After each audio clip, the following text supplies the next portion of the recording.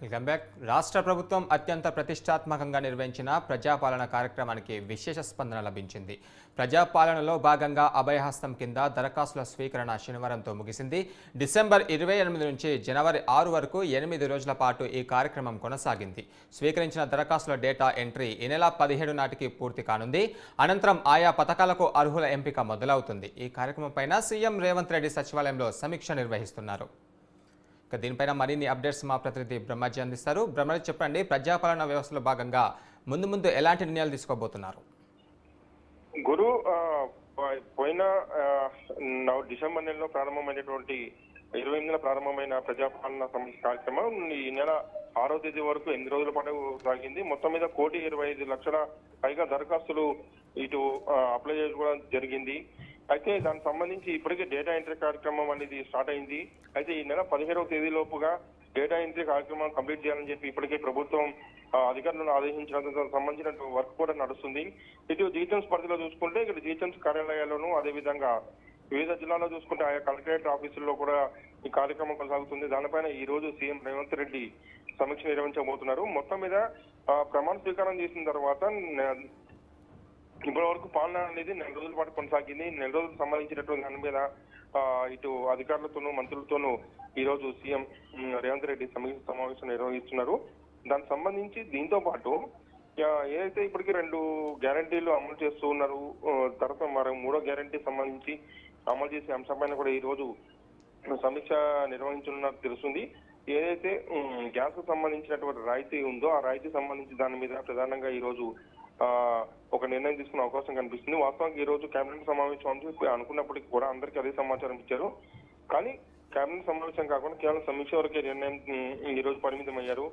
ఈ రోజు జరగబోయేటువంటి సమీక్షలో 6 గ్యారంటీలకు సంబంధించి చట్టబద్ధత కల్పించే అంశం పైన త్వరలో 2-3 రోజుల్లో కేబినెట్ సమావేశం ఏర్పాటు చేసి అందులో నిర్ణయం తీసుకుంటారు. తర్వాత అసెంబ్లీలో ప్రవేశపెట్టి బడ్జెట్ సమావేశం లోపుగా ప్రవేశపెట్టి వాటికి చట్టబద్ధత కల్పిస్తారు. సో దాని మీద 2-3 రోజుల్లో జరగనున్నటువంటి కేబినెట్ సమావేశంలో నిర్ణయం తీసుకుంటారు.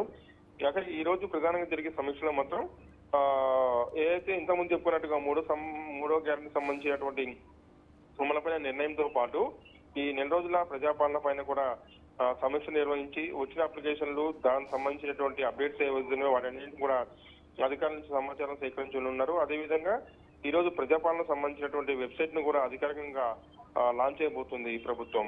గురు అయితే బ్రహ్మాజీ, ఈ సమీక్ష సమావేశంలో మిగిలిన హామీల పైన ఏమైనా స్పష్టత వచ్చే అవకాశాలు కనిపిస్తున్నాయా?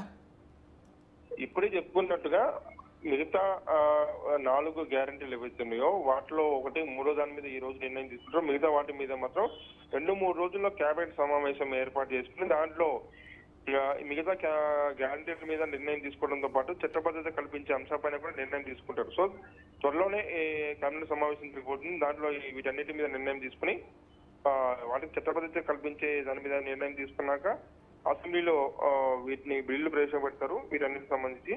సో అందులో వాటికి చట్టబద్ధత వస్తుంది అనుకోవచ్చు. గురు ఈ సమావేశంలో మరో పక్క అది ప్రత్యేకమైన వెబ్సైట్ను కూడా రూపొందిస్తున్నాము, దీన్ని ఈ రోజు విడుదల చేస్తామని రేవంత్ రెడ్డి తెలిపారు కదా. ఈ వెబ్సైట్లో ఎలాంటి ఫిర్యాదు నమోదు చేసుకోవచ్చు? మళ్ళీ ఇది ఫిర్యాదుకు సంబంధించి పెట్టేటువంటి వెబ్సైట్ కాదు. ప్రజాపాలన సంబంధించినటువంటి స్కీములు కావచ్చు, ప్రభుత్వం నుంచి వస్తున్నటువంటి కొత్త పథకాలు కావచ్చు, కొత్త హామీలు కావచ్చు, ప్రభుత్వం తీసుకునేటువంటి నిర్ణయాలు ఏమైనాయో వాటన్నిటి మీద, ప్రభుత్వం సంబంధించినటువంటి జీవోల మీద, వాటన్నిటి మీద కూడా దీంట్లో అప్డేటెడ్ ఉంటుంది. సో ఇందులో ప్రజా పాలన సంబంధించి ఫిర్యాదులు కానీ గ్రీవెన్స్ సెల్ అయితే ఉండదు ప్రస్తుతం. సో గ్రీవెన్స్ సెల్ సంబంధించి ప్రత్యేకంగా ఒక కార్యక్రమం తీసుకునే అవకాశం అయితే ఉంటుంది. ప్రజాపాలన అంటే కంప్లీట్ గా ఇది గవర్నమెంట్ సంబంధించినటువంటి వెబ్సైట్. గవర్నమెంట్ లో ఉండేటువంటి సమాచారం మొత్తం కూడా పారదర్శకంగా ఇందులో ఉంటుంది. దానికి సంబంధించినటువంటి వెబ్సైట్ ని ఈ రోజు లాంచ్ చేయబోతున్నారు. ఇందులో ఫిర్యాదులు కానీ ఇంకో దానికైతే అవకాశం అయితే ఉండదు. గురు మరోపక్క బీఆర్ఎస్ నేతలు ఈ 4 రోజుల ప్రజాపాలన అస్తవ్యస్తంగా ఉందని మండిపడుతున్నారు. దీన్ని కాంగ్రెస్ నేతలు ఏ విధంగా కౌంటర్ ఇవ్వబోతున్నారు? ఈ ప్రజాపాలన సంబంధించినటువంటి 4 రోజుల పాలన పైన ఇప్పటికే బీఆర్ఎస్ ప్రభుత్వం వరుసగా లోక్సభకు సంబంధించి సమీక్ష సమావేశం నిర్వహిస్తుంది. అయితే ఈ సమావేశాల్లో ఇప్పటికే